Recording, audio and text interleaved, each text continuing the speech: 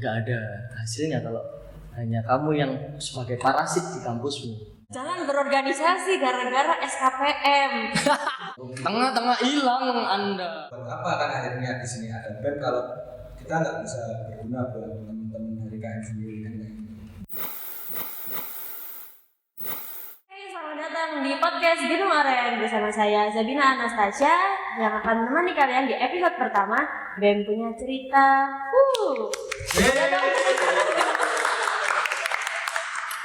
Oke, di sini kita udah kehadiran dua bintang tamu penting nih, orang-orang penting dari Fasilkom. Ini ada Kak Jab selaku Ketua BEM dan juga Kak Yusuf selaku Wakil Ketua BEM. Monggo bisa menyapa teman-teman dulu dong kakak-kakak. Halo fellas. Oke, mungkin gimana kabarnya? Alhamdulillah masih waras. Kesibukannya gimana nih akhir-akhir ini Kak? Sibuknya apa ya?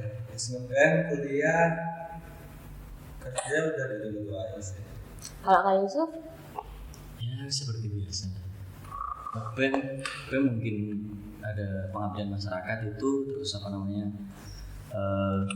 proker lah, apa namanya kayak mengawasi teman-teman lah berjalannya proker, terus ada nyambi kerja juga, nugas, skripsi, bantu orang tua, nyenangin pacar. Aduh, gimana nih? Oke, mungkin aku mau tanya dulu sih Kak. Tadi kesibukan pertama nih yang kalian sebut itu adalah nge-BEM. Sebenarnya BEM itu apa sih? Nge-BEM itu yang ada drummer, kita harus nyanyi itu BEM. Mohon maaf Iya. Berarti yang terkenal itu namanya ada BEM, bukan ada BEM. Terus. Oke, monggo Cak. Kalian kan tadi ini sih, kesibukan kalian kan ngomonginnya yang pertama nih, nge-BEM. Nge-BEM itu apa sebenarnya? Ya kalau misalnya secara apa ya, secara general ya udah nge-BEM itu kan organisasi kan. Ya udah berarti nge-BEM itu ya kita menjalanin organisasi BEM itu. Cuma kalau misalnya dari kita berdua nih, nge-BEM itu ya apa ya, kita kan mulai dari organisir anggota kita tempatnya sesuai tempatnya, terus kita organisir, kita jalanin programnya bareng-bareng. Itu udah apa ya, udah jadi keseharian yang nggak bisa dilewatkan setiap harinya. Misalnya setiap hari ke sekre, setiap hari ngurusi BEM, kayak gitu sih. Kan bisa nambahin. Udah cukup sih. Ya emang kayak gitu nge-BEM, mengorganisir, terus lebih peka lagi terhadap lingkungan di sosialnya Fasilkom itu kurangnya apa. Nanti kita laporkan ke Advokesma biar digarap sama Advokesma kayak banding UKT, terus fasilitas yang kurang, terus teman-teman juga kalau minta bantuan dari bidang-bidang lain itu meminta masukan dari kita ya kita langsung ready, sekali telepon langsung datang, yes. Kayak gitulah, udah apa namanya tanggung jawab pengabdian kepada fakultas. Ini tadi kan aku kenalin kalian nih sebagai starnya Fasilkom, Ketua BEM Fasilkom dan juga Wakil Ketua BEM Fasilkom. Sebenarnya apa sih yang membuat kalian itu maju menjadi Ketua dan juga Wakil Ketua BEM Fasilkom itu sendiri? Mungkin bisa diceritain? Berawal dari gabut. Ternyata. Ya mungkin misalnya itu awal aku sama Yusuf udah punya jalan sendiri ya. Kan kalau Yusuf kan dulu udah sempat maju ke HIMA yang alhamdulillah gagal. Terus kalau aku kan ya punya cerita aku sendiri. Pokoknya intinya pas Yusuf udah gagal nyalon itu alhamdulillah. Terus karena emang aku dari awal udah ada niatan untuk maju, udah apa ya, jadi salah satu target gitulah ibaratnya. Terus tiba-tiba ini nongol nambahin, terus ngajakin itu setahun. Jadi tuh Yusuf ngajak aku tuh sebelum kita berdua masuk ke BEM, itu semester 4 awal, belum ada masih waktu pendaftaran BEM itu kita udah sepakat buat maju di tahun depan. Oh, udah Memikirkan prepare ke dulu depan. lah. Udah janjian berarti ya dari awal. Ini dari Mas Yusuf ada tambahan nih. Kalau aku sendiri kenapa kok maju awalnya itu aku dulu sempat maju jadi Wakahima gitu kayak Oh iya, Wakahima. Wakahima. Jadi aku maju di Kan itu kan. itu gara-gara tit. Nah, di situ setiap aku berkecimpung di organisasi, kalau ada yang salah itu rasanya ingin benerin gitu. Nah, aku juga sadar gimana cara benerin itu harus punya power yang kuat. Nah, di situ power yang kuat di organisasi adalah menjadi ketua atau wakil ketua yang menjadi kepala kereta di antara organisasi itu. Nah, di saat itu inisiasiku pertama maju sebagai Wakahima tersebut untuk membenarkan rumahku dulu lah di jurusan di Himasivo. Nah, di situ ya aku terjegal lah salah. Ya udah nanti aku bakalan berusaha lagi dan aspirasiku untuk membenarkan dari Hima itu udah aku sampaikan ke ketua yang menang. Jadi di sini walaupun aku menang kalah itu nggak apa-apa. Yang penting yang terbaik lah buat jurusan awalnya itu. Terus yang kedua itu maju sama Jav. Nah di situ aku mengevaluasi dari BEM tahun lalu. Apa sih kesalahannya dari mulai Mas Diki? Aku nggak ngerti. Mas Diki, dari Mas Diki terus Mas Ibnu itu aku mencari apa ya kekurangan lah di BEM itu kayak gimana. Akhirnya emang BEM itu ada kekurangan A B C D yang sehingga BEM itu kurang maksimal kerjanya. Nah akhirnya di situ aku pengen nyalon ya buat benerin BEM, tapi aku di sini masih angkatan 2018 yang notabene belum bisa nyalon karena di situ masih waktunya 2017 Mas Esa. Nah di situ akhirnya Mas Esa nyalon. Kebetulan aku jadi timnya Mas Cagun lawannya Mas Esa. Nah di situ Mas Cagun kalah. Akhirnya aku masuklah di kabinetnya Mas Esa, kabinet Seroja. Kalian asing ya dengarnya ya kabinet Seroja, yang gambarnya bunga seroja.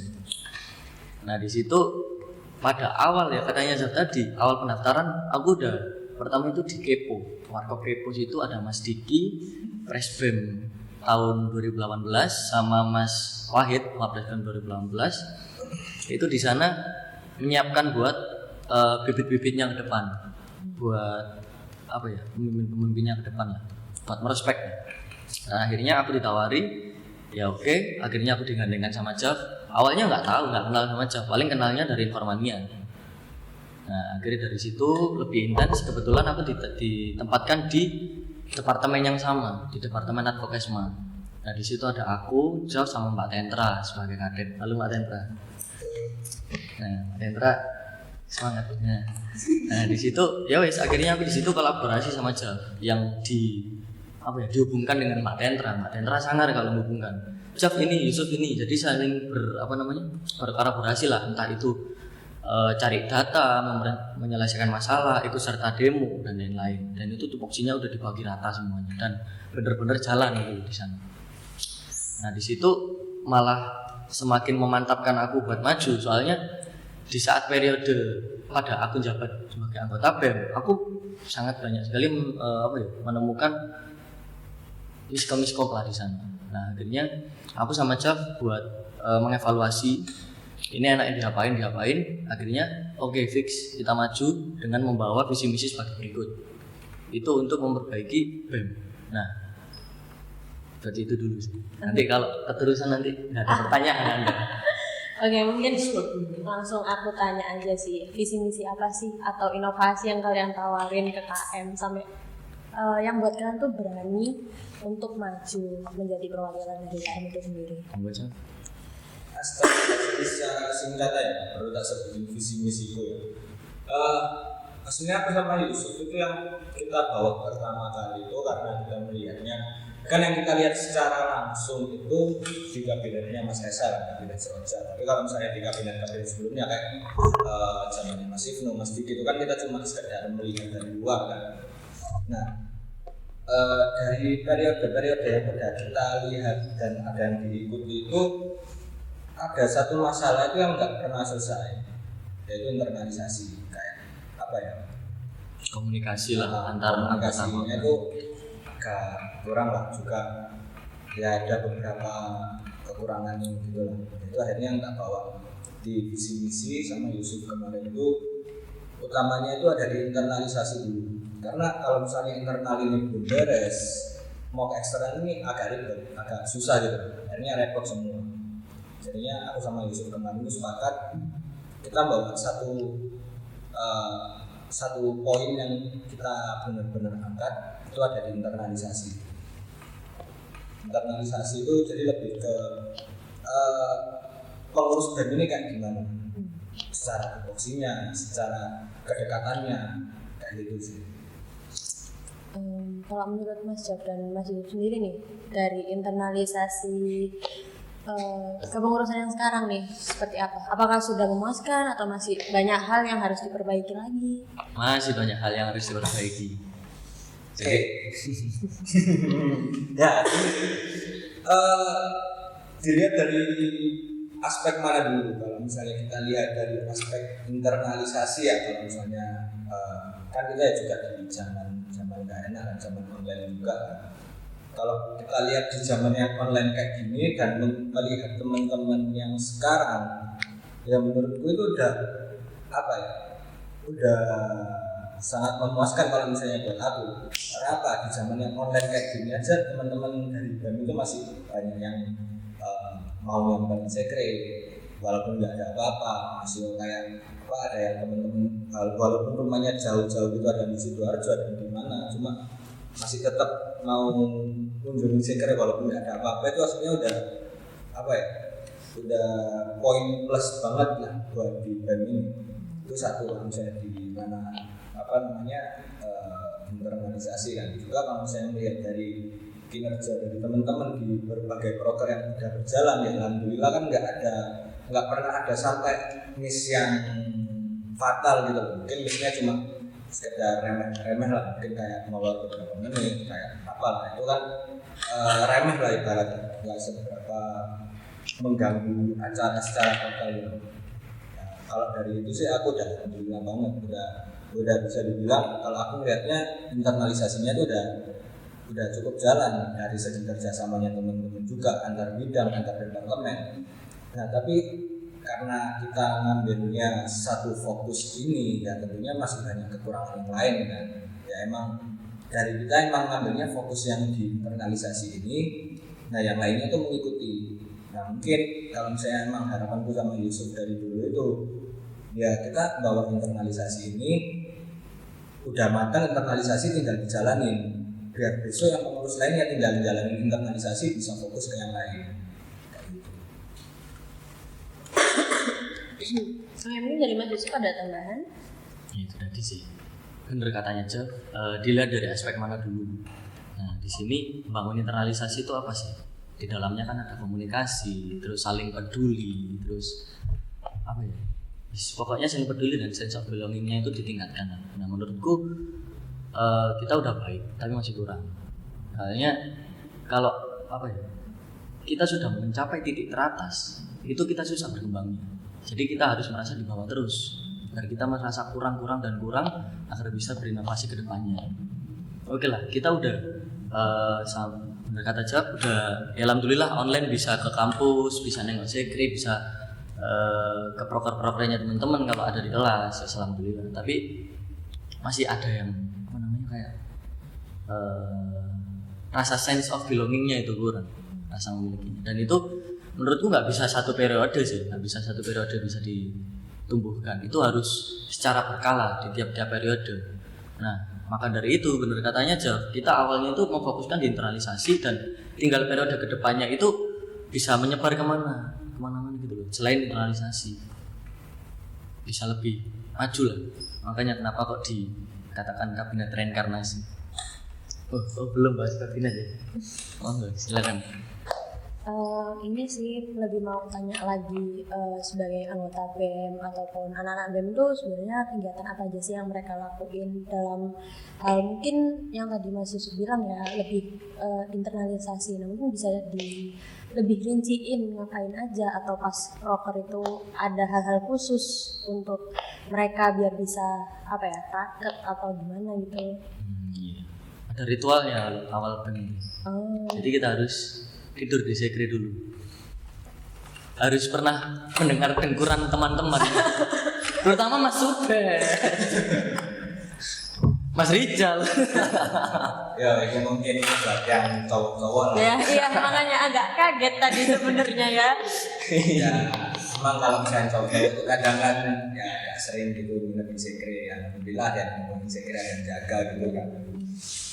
Nah kalau misalnya buat yang lain sebenarnya internalisasi itu nggak harus dengan berupa hal-hal yang besar gitu. Maksudnya dengan menjalankan program yang besar kayak gimana itu nggak harusnya kayak gitu. Cuma bisa dilihat dari hal-hal yang paling kecil dulu lah. Ada teman yang mau nengok sekre aja udah alhamdulillah gitu loh. Mau mulai rapat di sekre, bisa ketemu sama teman-teman yang lain, bisa open sama teman-teman yang ada di BEM. Bahkan harapanku itu di BEM ini udah nggak sekedar di ranah profesional organisasi aja, tapi bisa jadi ranah-ranah kekeluargaan. Bisa kayak misalnya ada teman-teman yang merasa ada masalah itu bisa curhat, jadi bisa jadi kayak sebuah keluarga gitu. Jadi kita saling memiliki kan di BEM ini, maksudnya kayak gitu. Nanti sekre BEM ini lebih ke rumah bagi anak-anak BEM semua ya. Bagi mereka yang terbuang. Bagi mereka yang ingin Mereka yang terbuang. Terus gimana tuh Mas kalau misal ada anak yang belum nginep di sekre? Wah itu Itu Mas tahu ini belum ya? nginep dengan saya. Oh ya dari tadi tuh aku salah fokus terus nih sama dada kalian ini. Ada apa ini? Kenapa itu tuh? Salah tadi guys. Tak kira Maksudnya itu yang warna oranye di dada sebelah kiri itu apa sih sebenarnya? Kok kayak wah banget gitu? Oh gitu. Ini bordiran ini Mbak. Oh iya. Kan kayak di sebelah sini ada logo BEM, logo UPN, terus Ini UPN. ya itu kenapa tuh? Kok iya. kok ada Soalnya ini di situ? PDH Mbak. Ya. Iya itu apa Mas? Ya, Kenapa ini- itu harus dicantumkan di PDH? Ini nama. Ya, ini nama ini Yes. jabatannya. Nah, itu apa? Ini logo burung aja soalnya kita berdua suka burung gitu. Oh gitu. Kita berdua juga punya loh. Berarti ada dua. Sudah. Tolong dikat ya, tolong dikat. Gak usah nikah ya sih. Boleh nggak diceritain apa tuh? Di page lengan kiri ini ada logo Fasilkom, BEM Fasilkom. Nah di sini ya wis logonya itu bisa lihat di ADRT ya teman-teman. Saya juga nggak hafal. Terus di kanan ini ada UPN Veteran Jakarta, Jawa Timur ya ini. Terus di belakang ini juga ada page-nya, apa namanya, simbolis lah kata-kata. Terus ini juga ada logo kabinet di sini.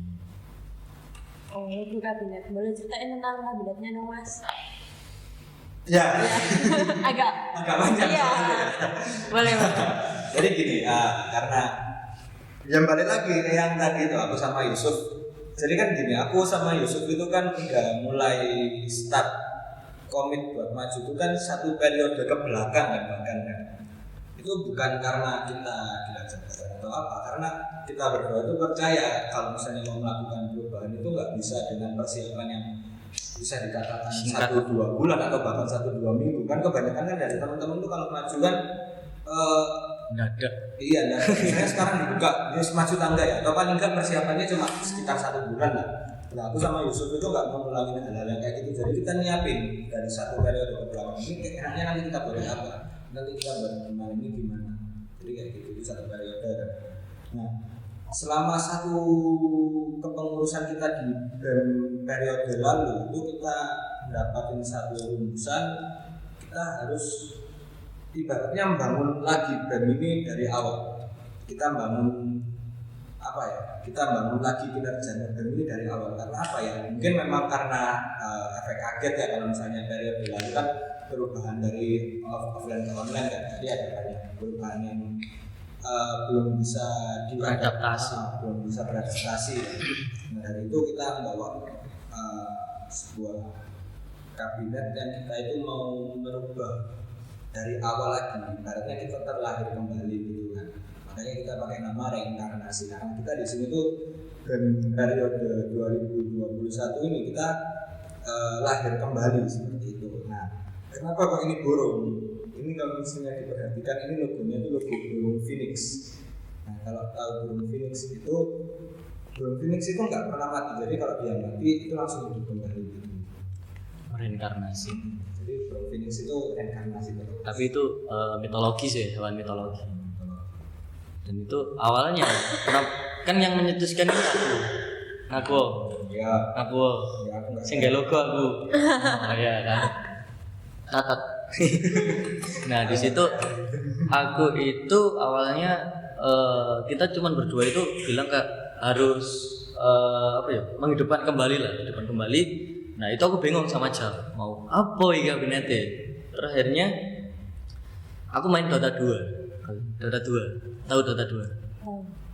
Gimana sih gamenya? Oh ya gitu. Nah Dota 2 itu ada karakter namanya Phoenix. Nah kebetulan aku pakai itu Phoenix. Nah pas aku pakai, nah aku main terus. Pas darahku sedikit, aku ulti jadi telur kan. Telurnya pecah, darahnya full lagi. Kok aku langsung kepikiran Phoenix, langsung aku Dota aku matiin, langsung aku search di Google. Burung Phoenix itu melambangkan lahir kembali. Dan itu hewan mitologi. Oke jam gak wiki ya tak kayak logo nih. Deal langsung gitu aja. Berarti semua ini berawal dari Dota 2. Karena kita di Fasilkom itu kan bisa dibilang Juga isinya para gamer-gamer. Jadi iya. Game terus ya nih kayak digarap. Lanjut. Mbak. Udah sih sebenarnya list pertanyaan dari teman-teman udah selesai. Mungkin dari Kak Jeff dan Kak Yusuf sendiri nih ada harapan atau pesan nih buat teman-teman BEM, mungkin yang mereka yang belum pernah nginep di Sekre atau gimana? Sebelumnya udah ketemu sama semua anggota BEM-nya belum? Waduh. Itu belum. Ada namanya Renanda Auzan Firdaus. Itu kalian di Kalimantan nggak ke Surabaya. kita mau nyamperin ke Kalimantan juga susah ya. Soalnya saya sudah punya mantan di sini, ngapain ke Kalimantan? Oh iya. Lanjut. Terus lagi ya. Ada disuruh langsung aja. Nah di situ aslinya bukan mewajibkan tidur di sekre sih. Entah kalian tidur di luar sekre atau tidur di jalan itu terserah, nggak sebagai simbolis anak BEM. Tapi yang penting itu apa ya? Rasanya yang kurang terbangun itu rasanya. Kayak seumpama ada teman ada proker itu, mereka itu kurang ada rasa kayak wah ada BEM punya proker, aku harus bantuin ke sana. Itu menurutku masih kurang sense of belongingnya. Maksudnya itu terutama belum subsidi kan ya si bangun pagi gitu loh. Butuh orang buat bangunin gitu loh maksudnya aslinya. Minta tolong. Kan makanya aku nggak itu. Soalnya aku juga bisa tidur di TU ya Mas ya. Dibangunin Mas Aris. Enggak semua orang punya kekurangan. Nah di situ aslinya nggak ada situ. Tapi sense of belongingnya. Tapi udah bagus sih, good job teman-teman kabinet reinkarnasi. Ngeri lah. Untuk kalimat terakhir nih buat teman-teman sebelum kita closing podcast pada hari ini, bisa dikasih nih pesan-pesannya buat dari Kak Yusuf, Kak Jaf, buat teman-teman. Satu quotes ya. Jangan tanyakan apa yang kampus berikan kepadamu, tapi jangan kampus BEM. wow, udah gak cok motong ta. Kat quotes ya. Oke. Jadi jangan tanyakan apa yang sudah kampus berikan kepadamu, tapi apa yang sudah kamu berikan kepada kampusmu. Setinggi-tingginya kampusmu, ITB, ITS, UNER, terserah UI, tapi nggak ada hasilnya kalau hanya kamu yang sebagai parasit di kampusmu, bukan kamu yang membanggakan kampusmu. Itu buat diriku sendiri juga sih, soalnya aku belum membanggakan buat kampus. Masih jadi parasit? Semi parasit. Oke. Oh enggak. Oh iya, semi Oh, parasit. semi parasit. Oke. Gimana Mas Jan? Ada pesan? Aku pesen isinya buat teman-teman yang pengen ngerasain berorganisasi yang mau diikuti dengan sepenuh hati. Jadi gitu aja. Jangan berorganisasi gara-gara kata orang. Jangan berorganisasi gara-gara SKPM. Jangan sampai Anda berorganisasi karena pacar Anda yang menyuruh. Terjadi di beberapa organisasi. Teman-teman, Sokap tuh. ayo Jangan berorganisasi. Ya, pokoknya intinya kalau misalnya kalian mau nyoba berorganisasi, ingin nyoba belajar lah intinya, belajar berorganisasi, membagi waktu atau mencari relasi dan alasan-alasan dan lainnya, ya nggak apa-apa, silakan aja kalian coba. Tapi jangan lupa perhatikan juga kemampuan kalian, batasan diri kalian. Kalian harus kenal dulu sama diri kalian baru kalian bisa ikut. Dan kalau kalian udah yakin, ya diikuti dengan penuh keyakinan, jangan sampai Komitmen. ya, dengan penuh komitmen, jangan sampai di tengah-tengah hilang lah atau apalah, karena yang merugi Tengah-tengah hilang Anda. karena yang merugi kalau misalnya kalian di tengah-tengah hilang itu ya kalian juga rugi, karena ya kalian kehilangan momentum buat belajar juga, ya teman-teman yang lain di satu organisasi kan juga ikut kebingungan kan. Itu sih. Jadi intinya harus terus semangat.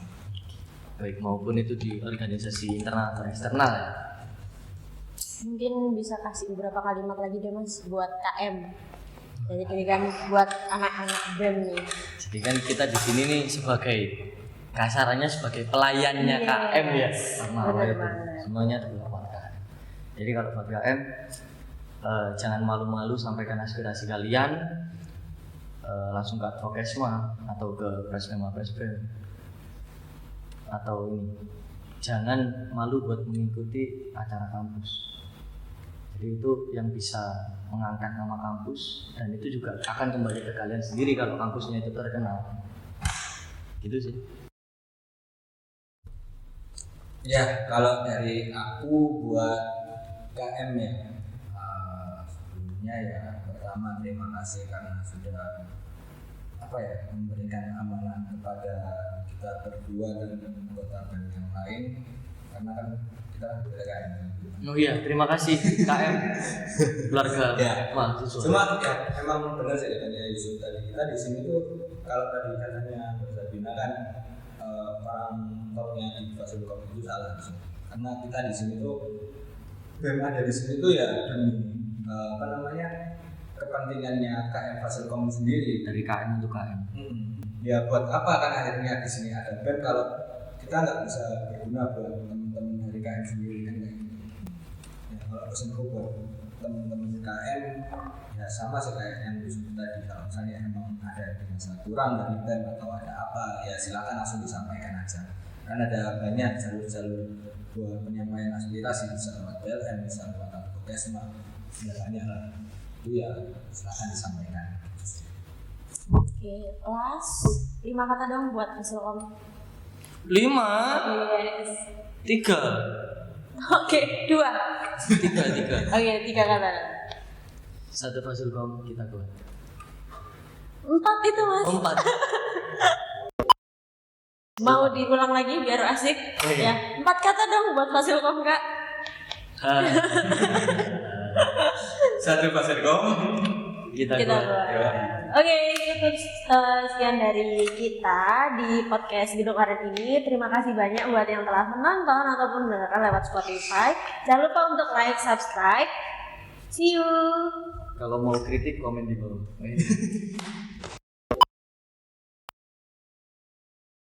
Selamat datang di podcast Gedung. Nggak enak.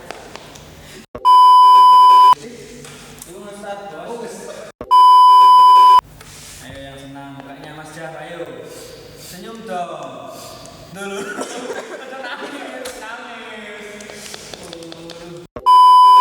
Aku udah ngadirin 2 bintang tamu spesial, salah satu Iya, ayolah podcast ngeslot kok ae. lu. Oke, selamat datang di podcast. Dia dong, sorry. Aku mau Fasil Kompes. Jangan lupa ikut hasil kompes.